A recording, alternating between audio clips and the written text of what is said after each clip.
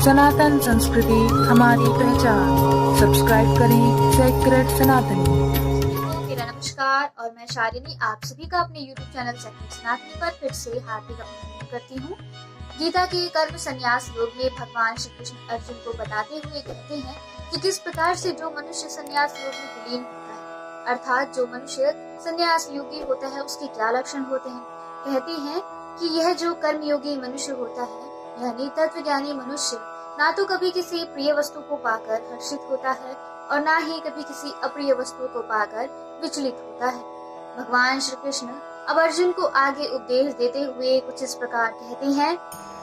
बाह्य स्पर्शे स्वसत्तात्मा विन्दत्यात्मनि यत् सुखं स ब्रह्म योग युक्तात्मा सुखमक्षम अश्नुरुते।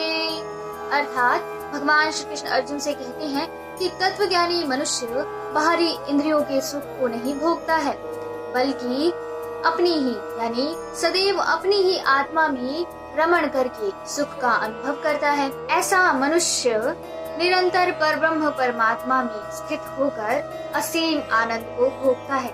भगवान श्री कृष्ण अर्जुन से कहते हैं कि किस प्रकार से जो कर्म योगी होता है वह जब परमात्मा यानी परब्रह्म परमात्मा की प्राप्ति कर लेता है यानी उनमें स्थित होकर वह किस प्रकार से असीम आनंद की प्राप्ति करता है। यानी ये जो आनंद है असीम आनंद यानी परम सुख का अनुभव करता है।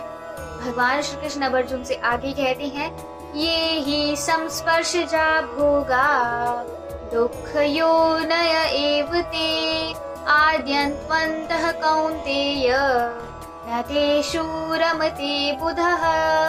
अर्थात भगवान श्री कृष्ण अर्जुन से कहते हैं कि हे कुंती पुत्र अर्जुन, इंद्रियों और इंद्रिय विषयों के स्पर्श से उत्पन्न कभी तृप्त ना होने वाले यह भोग प्रारंभ में तो सुख देने वाले होते हैं और अंत में निश्चित रूप से दुखी होने के कारण होते हैं। इसी कारण तत्वज्ञानी मनुष्य कभी भी इंद्रिय सुख को भोगता नहीं है। भगवान श्री कृष्ण कहते हैं कि यह जो कभी भी तृप्त ना होने वाले भोग हैं अर्थात यह कभी भी यानी ना तो कभी आरंभ में सुख देने वाले होते हैं और कभी अंत में दुख का एक कारण बनते हैं। इसीलिए ये जो तत्वज्ञानी मनुष्य होते हैं कभी भी इंद्रियों को यानी इंद्रिय सुख को भोगते नहीं हैं।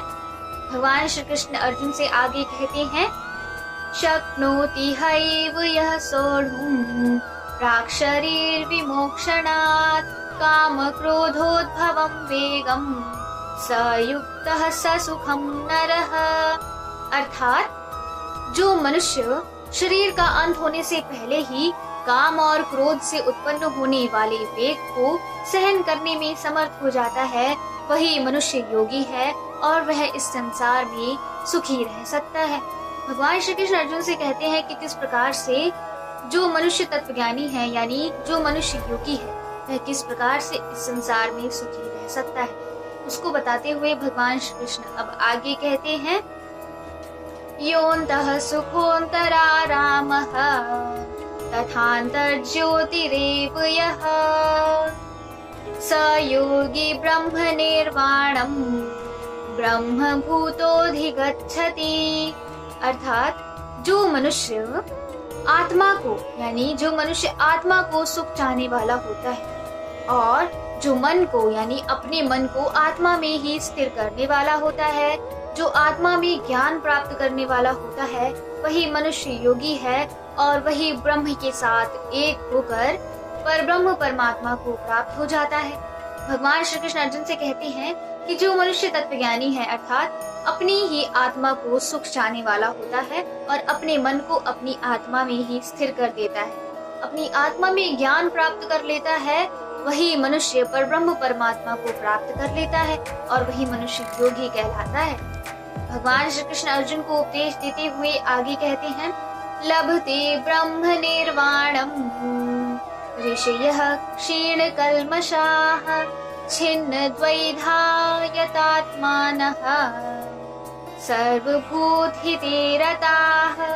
अर्थात भगवान श्री कृष्ण अर्जुन से कहते हैं कि जिनके सभी पाप और सभी प्रकार की दुविधाएं ब्रह्म का स्पर्श करके मिट गई हैं, जो समस्त प्राणियों के कल्याण में लगे रहते हैं, ऐसे ब्रह्म ज्ञानी मनुष्य अपने यानी मन को आत्मा में स्थित करके परम शांति स्वरूप पर ब्रह्म को प्राप्त करके मुक्त हो जाते हैं।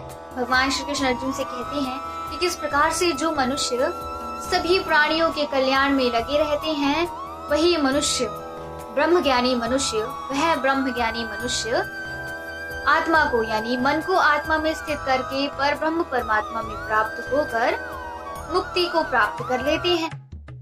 भगवान श्री कृष्ण अर्जुन से कुछ इस प्रकार कहते हैं।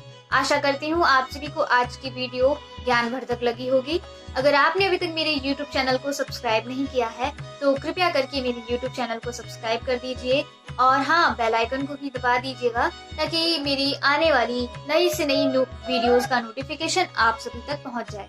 मिलेंगे अगली वीडियो में, तब तक के लिए अपना ख्याल रखिए और अपने परिवार वालों का ख्याल रखिए। जय श्री